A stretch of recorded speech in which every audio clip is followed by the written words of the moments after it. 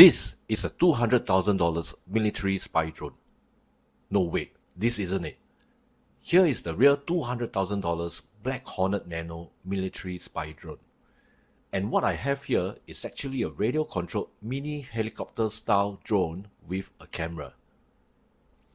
It doesn't cost $200,000 of course. It doesn't even cost $200. In fact, you can get this for less than 100 Singapore dollars. So do watch till the end to find out if I would recommend this to anyone, where I built up to this moment with some test flights and my own observations. Hi everyone, Uncle Raymond here and welcome to another new video. So I've decided to try my hand at flying an RC helicopter for the first time. Now I have zero experience when it comes to RC helicopters, so as usual, I did my research and decided to buy a mini RC helicopter that is designed to look like a military spy drone. This is the RC ERA C127 Sentry.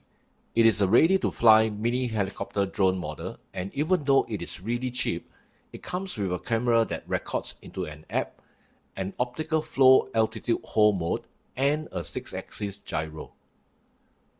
This RC helicopter is made to look like the high-tech military drone, the Black Hornet Nano. The camera is actually 720p, but the footage is upscaled into 1080p. The C127 is a really good quality helicopter drone that is super affordable and a great way to get the feel of flying an RC helicopter.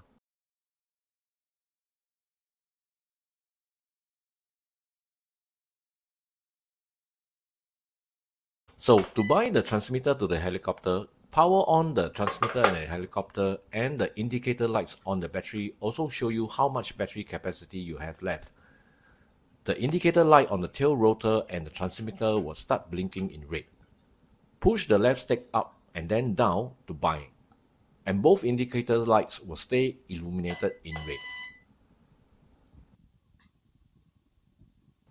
To calibrate the gyro, push the left and right sticks to the bottom left hand corners. The indicator light on the tail rotor will blink and then stay illuminated, while the main rotor will twitch a little. To start up the helicopter, push the left stick to the bottom left hand corner and the right stick to the bottom right hand corner. To take off, simply apply gentle throttle on the left stick and the helicopter will climb out before stabilizing itself with the optical flow sensor. Alternatively, you can also use the one-key takeoff button on the transmitter. Flying indoors is quite stable, but do be aware of the downdraft that can destabilize the helicopter. You can see that the optical flow sensor is working quite well, while I take my hands off the sticks. The best place to fly is outdoors, where you can use the high rates to fly a little faster. Be careful not to fly too far away though, or you may lose signal or worse still, lose sight of this tiny helicopter. To use the app, download the Sentry app into your phone. Once the helicopter is powered on, go to your phone Wi-Fi setting and select the Sentry SSID. Then start your Sentry app on the phone and you can see Start and Setting. Under Setting, you can change the transmitter mode and also the rocker mode for your sticks, plus also firmware update if any and language setting. Tap on Help and you will see an explanation on the controls in the app. You'll need to use the app for recording video from the helicopter, simply by tapping on the record button. To be honest, the footage quality isn't great and there's no audio. I don't like flying this helicopter with the app and use it only if I want to record video for fun while flying. After flying this C127, I'm starting to love RC helicopters, and in fact I bought another tiny one called the Yixin E129. I am also planning on getting a few more of course.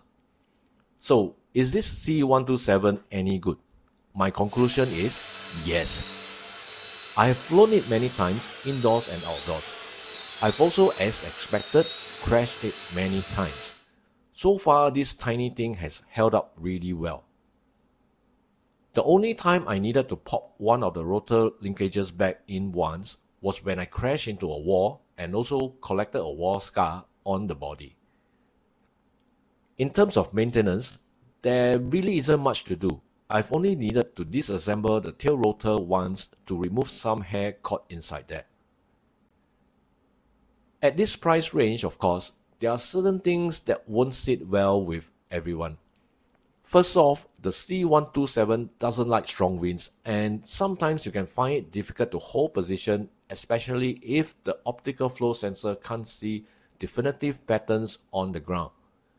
Remember though, this is a tiny flying vehicle, so of course it is going to be difficult to fly in strong winds.